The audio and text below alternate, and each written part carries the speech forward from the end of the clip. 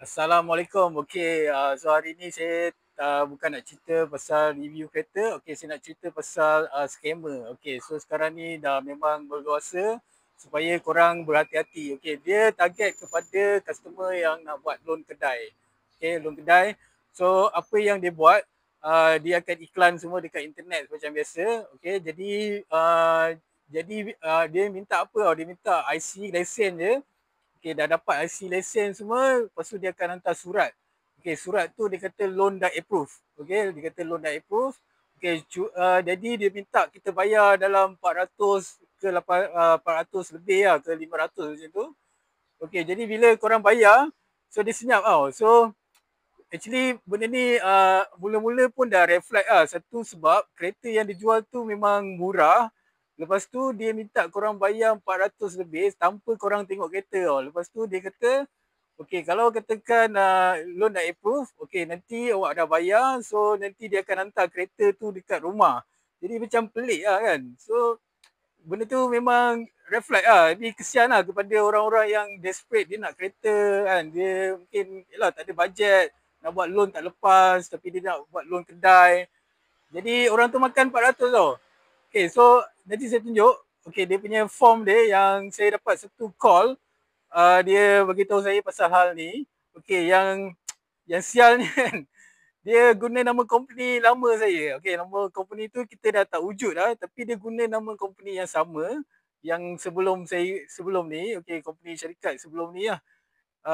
Jadi dia, tapi semua totally lain lah, nombor akaun, alamat dia guna sama. Okay, jadi korang hati-hati. Saya tunjukkan dia punya approve form tu. Memang tak logik langsung. Okay, tunggu sekejap. Okay, ni approve form yang dia bagi. Okay, dia kata approve lah. Saya dah padam lah nama yang owner tu. So, PNC. Okay, so dia akan cerita macam ni lah. 12,000. Nampak macam real lah. Dah approve Jadi macam tak logik lah sebab yalah, takkanlah korang tak nak tengok kereta kan. Mesti lah nak tengok kereta. Tapi kesian lah mana yang dah terkena tu kan. Okay, lepas tu tengok nama pun Managing Director Arif Yong. Saya rasa Arif Yong ni influencer. Tu memang tak logik lah. Tak logik. Tapi dah ramai kena. Okay, korang hati-hati lah yang bab-bab ni. Okay, dia kata approve lah. Kita tengok benda ni kan. Yang mana yang tak tahu dia cakap, okay lah, approve lah.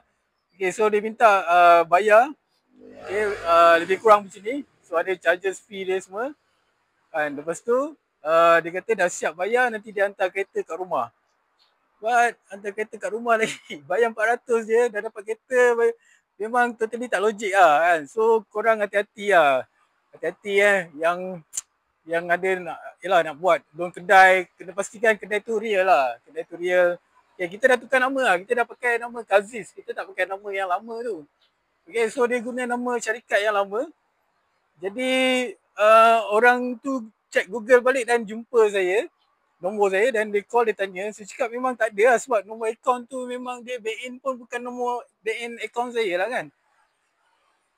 Jadi saya nasihat lah, kalau katakan nak buat loan kedai ke yang jenis macam tu, so pastikan lah kereta tu betul kan. Tapi selalunya loan kedai, walaupun saya tak buat loan kedai kat sini, tapi pengalaman saya tahu lah loan kedai ni dia kena deposit tinggi lah. Tak mungkin lah nak minta bayar 400, tak ada dokumen bagi IC je kan.